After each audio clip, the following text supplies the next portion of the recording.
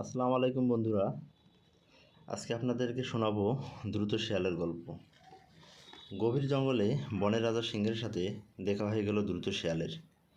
শেয়ালের যদিও একটু নামডাক ছিল, সে বেশ চালাক প্রাণী, তবে সিংহের ক্ষমতা, সিংহের হাঁটাচলা এগুলো দেখে নিজেকে তুচ্ছ মনে হলো।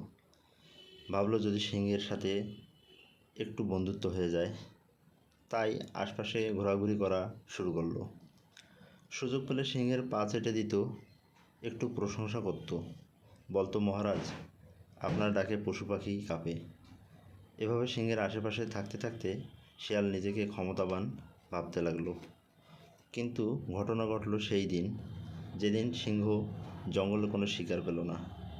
সিংহ ভাবলো আশেপাশে অপ্রয়োজনীয় প্রশংসা করা বস্তুটাকে আজকে খাদ্য বানাই।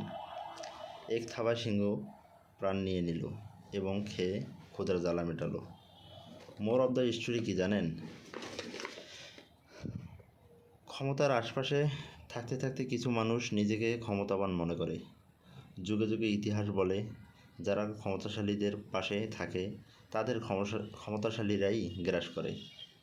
ক্ষমতার কাছে আপনি যখন নিজেকে বিলিয়ে দিবেন, ক্ষমতাই আপনাকে গ্রাস করবে। বুদ্ধিমানেরা কী করে জানেন? নিজেকে আত্মসম্মান বজায় রেখে চলে।